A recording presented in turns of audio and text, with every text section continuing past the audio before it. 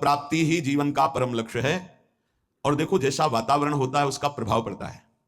सिद्ध पुरुषों की बात अलग है, साधकों को भागवतिक वातावरण यदि मिले तो बहुत जल्दी भक्ति का प्रादुर्भाव होकर के उसका बढ़ना हो जाए। जैसे आप यहां सुन रहे हैं तो भागवतिक आकर्षण हो रहा है, अभी आप बाहर निकले तो सांसारिक आकर्षण धूल डाल देगा। ये जो चिंतन बन रहा है, लक्ष्य बन रहा है, बैठे बैठे देखो लक्ष्य बन रहा है, दोषों के त्याग का और भगवत प्राप्ति का कहीं ना कहीं बीज पड़ रहा है। बाहर जाते ही ऐसे केमिकल छिड़क दिए जाएंगे कि अंकुरित ही नहीं हो पाएगा। माया का बड़ा प्रभाव है। तो कैसे हम बाहर बचे? हृदय में आश्रय और मुख में नाम जप है, पक्का कोई भी प्रभाव नहीं कर पाएगा। नाम जप चल रहा है, हृदय में आश्रय है। राधा मधुपति पदाम्बुज भक्ति रसपूर दूर मुक्तस्य अजितेन्द्रियस्य कृपया मम वृंदारण्यमाश्रयो भवतु। ना तो किसी प्रेमी का संग हुआ और ना इंद्रियों पर विजय प्राप्त की, तो क्या भजन बनेगा? बोले हम तुम्हें उपाय बता रहे हैं, यदि तुम वृंदावन आ गए तो दोनों बातें हो जाएंगी। अजितेंद्रिय होते हुए भी तुम्हें भगवत प्राप्ति हो जाएगी। भगवत प्रेमियों का संग तो यहां गली गली में है, वो करा देंगे, प्रभु करा देंगे। राधा मधुपति पदाम्बुज भक्ति पक्का जागृत हो जाती है। वृंदावन का आश्रय मिला जहां तो फौरन वो आपको रसिकों का संग करा देगा। रसिकों का संग हुआ तो इंद्रियों पर शासन प्रारंभ हो जाता है। जबरदस्ती इंद्रियों को भोगों से हटाकर प्रिया प्रीतम में लगाया जाता है। ये रसिकों के संग का फल होता है। बोले कृपया मेरी बात मान लो कि आप अजितेंद्रिय हैं, पक्का। कौन इंद्रियों पर विजय प्राप्त करा? कोई बिरला ही। और आप प्रेमी जनों के संग का सेवन नहीं कर रहे, लगभग ऐसा ही होता है। संग का तात्पर्य होता है उनकी आज्ञा में रहना। आज्ञा पे हैं तो दूर हैं, आप हृदय की बात नहीं जानते। आपको लगता है कि समीप वाले बहुत प्यारे हो सकते हैं, आप भ्रम मत कीजिए।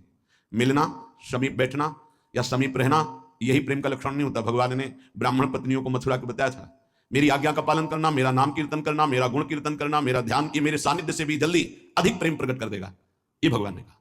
ऐसे ही रसिक महापुरुषों की आज्ञा में रहना, उनके बनकर रहना, हृदय से उनको अपना मानना, तो हृदय खिंचता रहता है। वो बताने का विषय नहीं होता, हृदय खिंचता रहता है उसकी तरफ।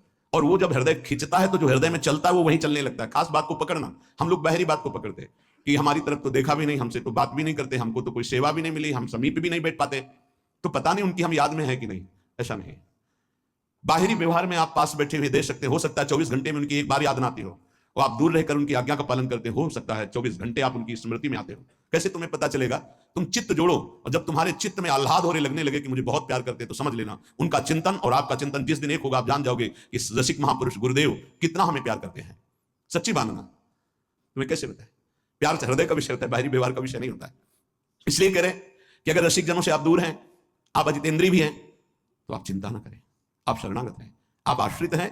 राधा मधुपति पदाम्बुज भक्ति रस पूर्ण, आपका हृदय प्रिया प्रीतम के प्रेम रस से पूर्ण हो जाएगा।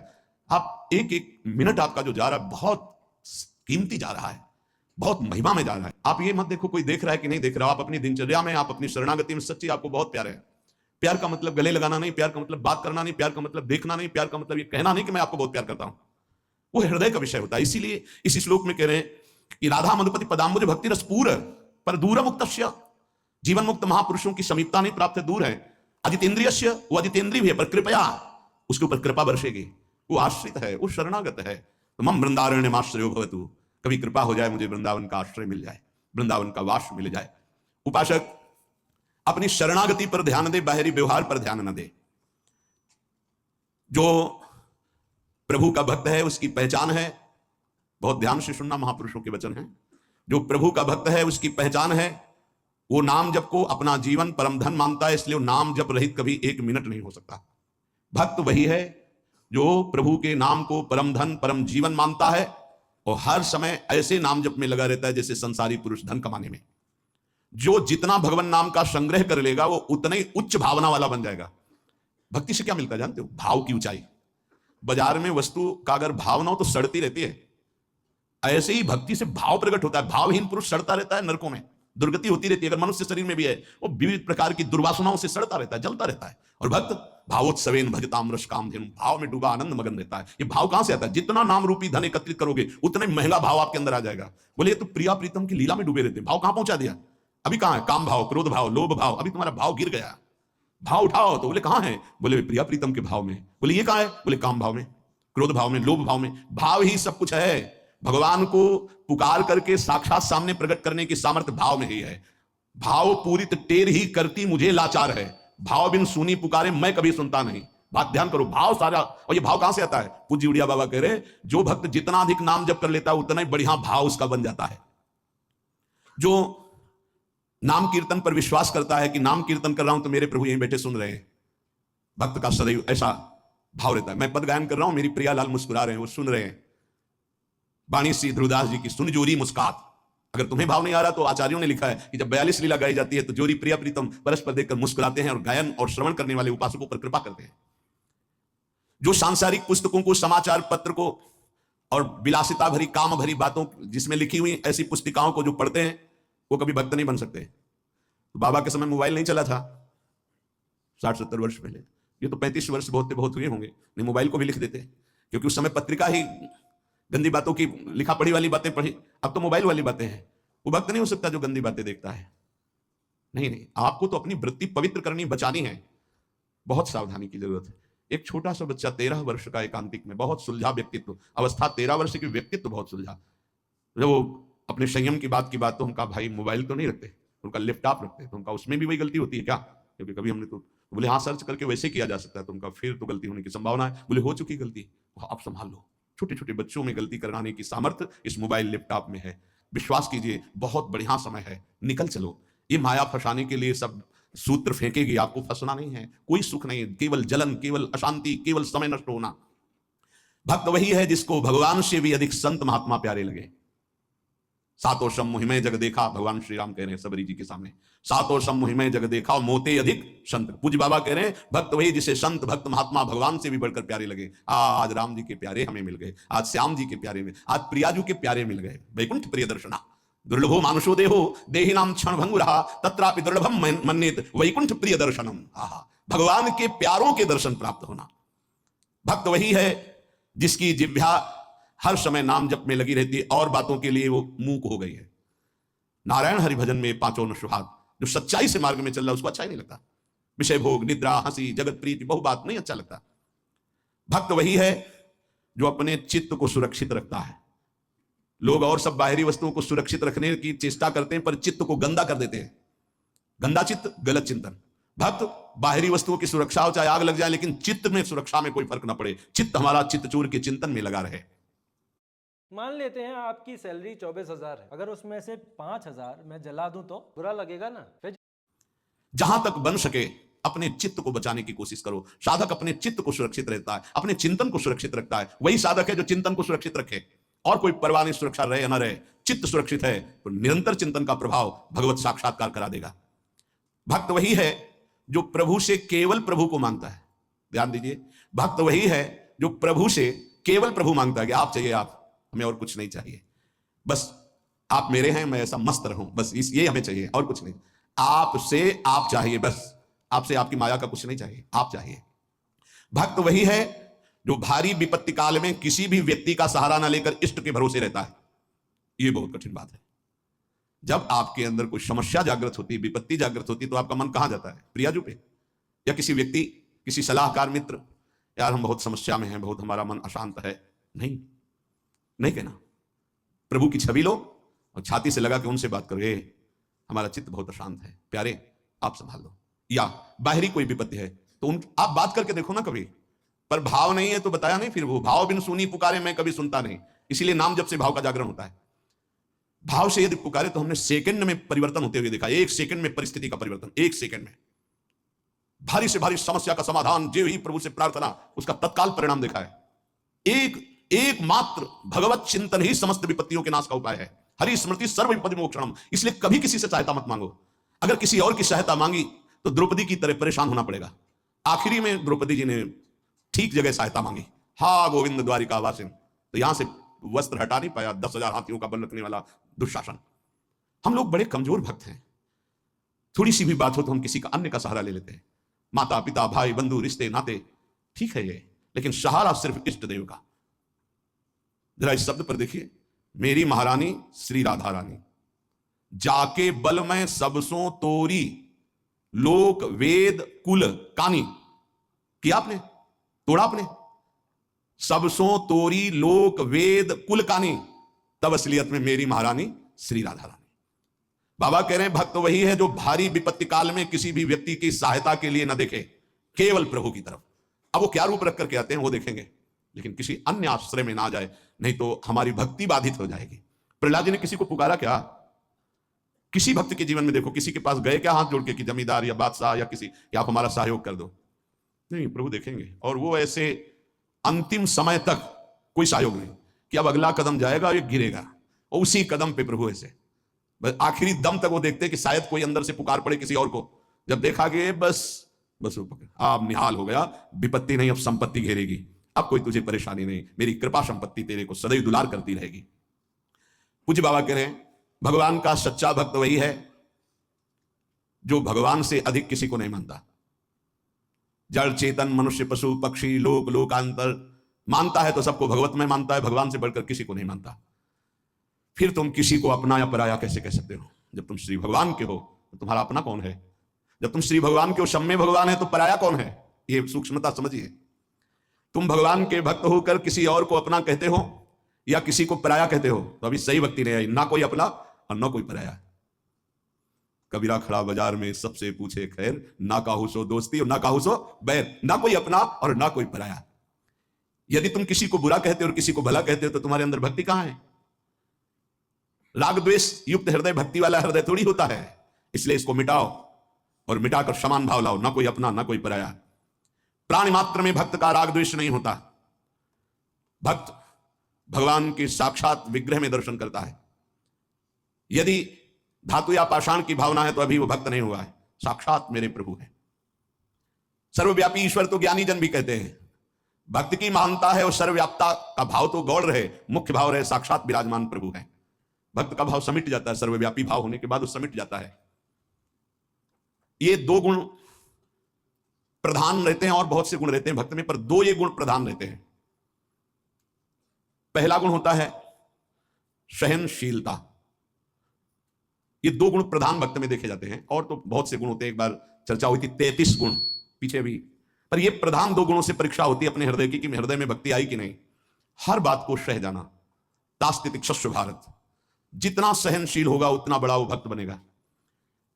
जब कोई इस मार्ग में चलता है तो उसके सामने इस बात की परीक्षा आती है, तुम कितना सह सकते हो। जब आपको बुरा लगना ही बंद हो जाएगा तो आपको भगवान परमानंद प्रदान करेंगे। जब तक बुरा लगता है तब तक साधन करो और उस बुराई को सह जाओ। जो आपसे कोई गाली दे रहा है, अपमान कर रहा है, निंदा कर रहा है, या काम क्रोध लोभ कुछ भी, सह जाओ, चुप रहो, शांत रहो, सह जाओ। नहीं, किसी से कह देते हैं तो हृदय थोड़ा खाली हो जाता है, तो कहते हैं यहां नहीं होगा। रहीमन मन की मन व्यथा रखिए मन में गोए, यद्यप सिद्धांत है कहू ते कछ दुख घटी होई, कहने से दुख कम हो जाता है, पर काहि कहो यह जान न कोई। पर किससे कहूं, इस बात को कौन जानेगा। तो रहीमन मन की मन व्यथा रखिए मन में गोए, सुनी चले हैं लोग सब बांट न ले है कोई। विनोद होने लगे, तुम्हारा मजाक बना देंगे लोग। सहनशील, बहुत गंभीर। वैसे भी साधुता की जब बातें आती है तो सहनशील, आशय, उदार, धीरज सहित विवेकी, जहां देखो तहां तितिक्षवः, पहला शब्द है साधु के लक्षण का। यहां कह रहे हैं दो बातें भक्त की पहली पहचान। पहला, सहनशील कितना है। लोग उसे बुरा कहेंगे, उसकी हंसी उड़ाएंगे, उस पर कटाक्ष मारेंगे, उसका अपमान करेंगे, उसको छोड़ देने की धमकी देंगे, उसको लड़ने के लिए उत्साहित करेंगे, उसकी पराजय भी हो सकती है, पर वो शांत गंभीर अपनी अंदर की वृत्ति को कभी विचलित ना होने दे, सह जाए। बहुत ध्यान देने की बात है। भजन करके उसे बचाना कठिन, बचा के पचाना कठिन। यह है भजन करना और उसको बचाना और उसको पचाना। आपको बुरा कहेंगे, पूज्य बाबा कह रहे हैं, हंसी उड़ाएंगे, आपके कटाक्ष मारेंगे, बड़ा भजनानंदी बनता है, किसी से तो बात ही नहीं करता है, अपने को कुछ ज्यादा ही भगत समझते हैं क्या। ऐसे क्या क्या कटाक्ष करेंगे, आपको लड़ने के लिए उकसाएंगे, उत्साहित करेंगे कि आप लौट कर उनको जवाब दीजिए, लड़िए। वो ऐसा महसूस करवाएंगे कि आप हार गए, चुप हो गए, आप दब गए, चुप हो जाओ, हार जाओ, हरि को हरि नाम, मौन होकर चुपचाप सह जाओ। इस गुण से अध्यात्म की उन्नति बहुत जोर की होती है। सहिष्णु, सहनशीलता, तितिक्षा, इनको एक ही शब्द के पर्यायवाची है। सहत सहत बाढ़े भगत गृह तन गुरु हितगार, सेवक जी महाराज कहते हैं।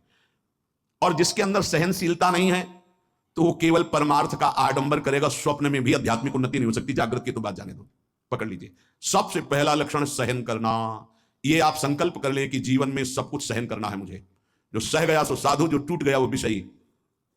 यही बात हमको एक शराबी ने समझाई थी ब्रह्मावर्त बिठूर में। ए देखो तिल तिल ये छवि काटी गई, तो आज भगवान बन के पूज रही। ए बच्चा टूटना नहीं। क्या भगवान का बाहरी स्वरूप था। वो बाहरी तो ऐसे मदिरापान की एक लीला करते हुए दिखाए, लेकिन जब उपदेश मिला तो प्रणाम करके अंदर सोचा भगवान न जाने किस रूप में, और वो शब्द जीवन में नहीं भूला। खास बात होती कि जैसे ऐसे कोई बोल रहा है तो वो शब्द जीवन में नहीं बोला, ये टूटना नहीं, टूटना नहीं, कैसी भी परिस्थिति हो टूटना नहीं। यहां भी कह रहे जो सहिष्णु नहीं, सहनशील नहीं, आध्यात्मिक उन्नति जागृत की तो बात जाने दो, स्वप्न में भी नहीं होगी। कुछ नहीं हाथ लगता, आडंबर केवल रहता है। अतः भक्त को अधिक से अधिक नाम जप के द्वारा यह शक्ति बढ़ानी चाहिए सहन करने की। कितना भी कुछ भी अंदर कोई विकार, मनोवेग, वाणी वेग, उदर वेग, जनेन्द्रीय वेग, कोई भी वेग, सब चुपचाप सह जाओ।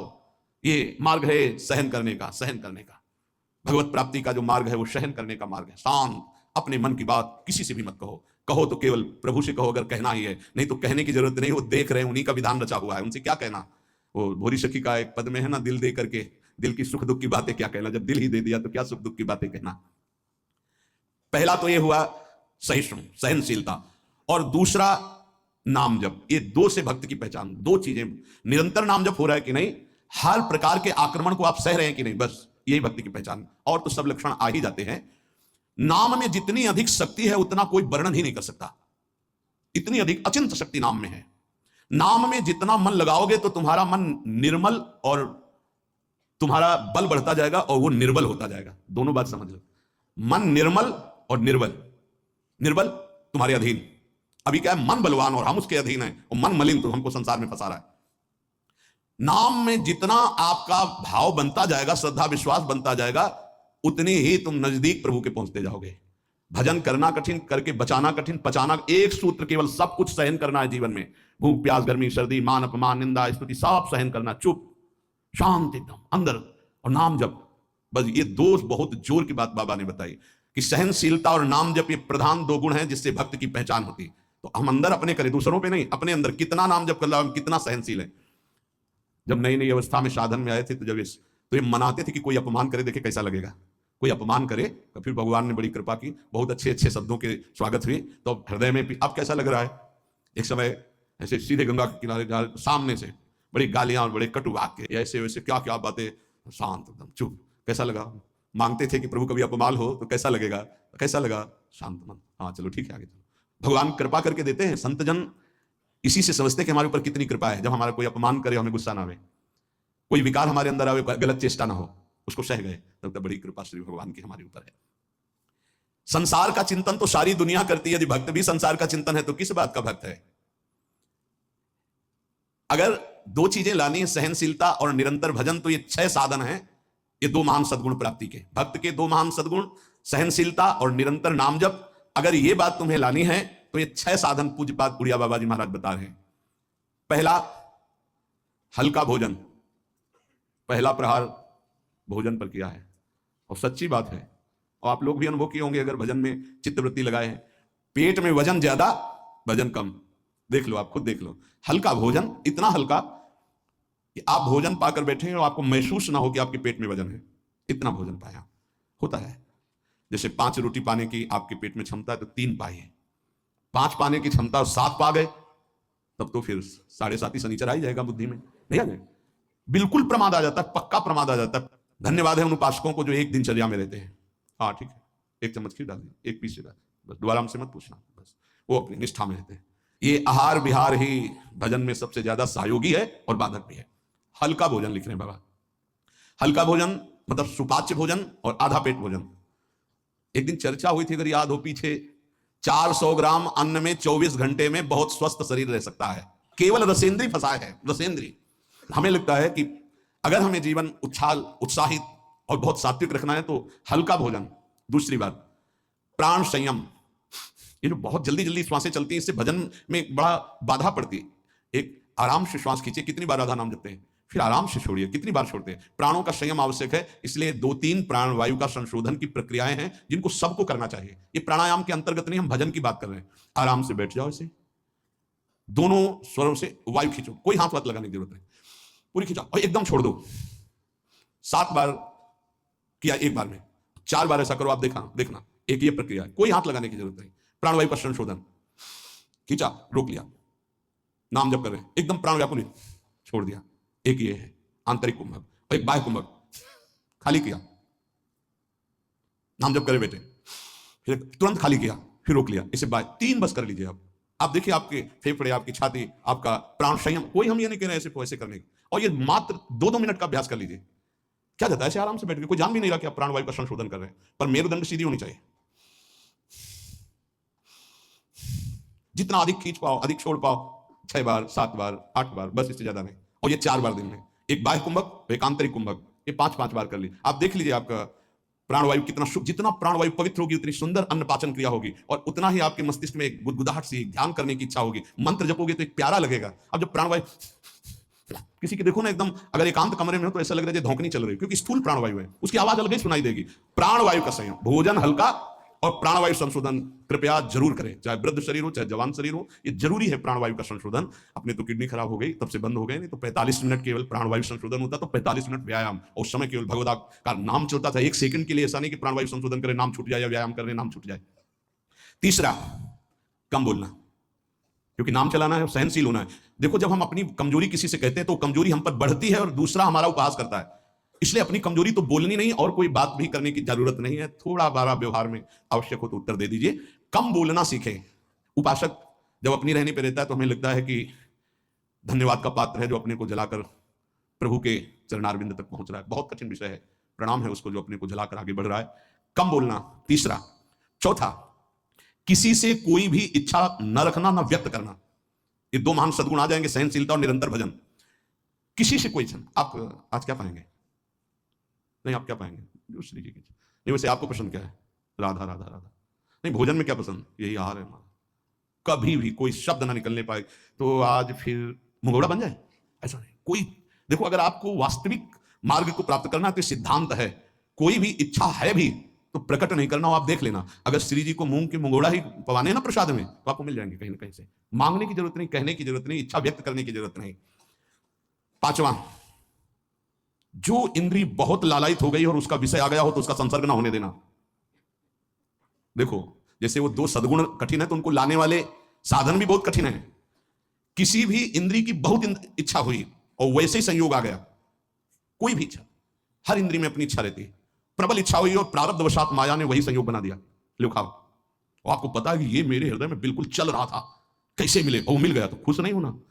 बोले संसर्ग नहीं होने देना, पाने नहीं, हटा देना है। इतनी हिम्मत है। पहला लक्षण सहिष्णु, वो दूसरा निरंतर भजन। जो तुम्हारी, ये सब बातों में नहीं कर रहे, जिसकी प्रबल इच्छा थी हमारे अंदर और वही आ गया संयोग से, यही बात गुरुदेव ने बताई थी। बोले जो प्रिय वस्तु हो उसका संयोग इंद्रियों के संसर्ग में ना होने पाए और उसको भोग लगा बांट। तो बाबा कह रहे किसी भी प्रिय बात, प्रिय वस्तु, वो इंद्रिय भोग जब उपस्थित हो तो उसका संसर्ग ना होने देना।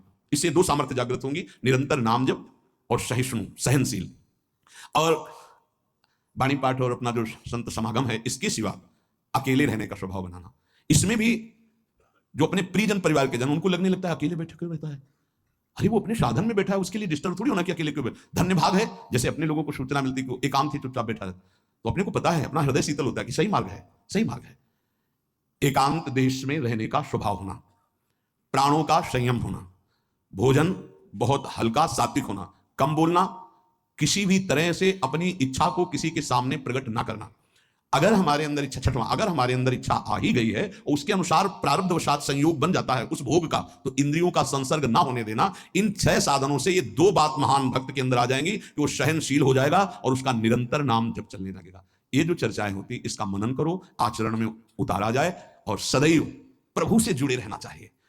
जुड़ते ही हृदय में आनंद आता है, हटते ही हृदय फंस जाता है किसी न किसी विषय में। इसलिए हानि हरिवंश के नाम अंतर पड़े, लाभ हरिवंश उच्चरत वाणी। नाम वाणी का हमारा जीवन का ये संकल्प बन जाना चाहिए, नियम ले लेना चाहिए कि कभी वाणी जी चल रही है या नाम चल रहा है, इसके अलावा अगर हम कुछ बोले, कुछ छूटा भजन, तो कहीं ना कहीं हमारी वृत्ति फंस जाएगी, हमें जलाएगी। तो हम सहनशील बने, निरंतर नाम जापक बने और सत्संग को खूब सुने और सुनकर मनन करके आचरण में उतारे।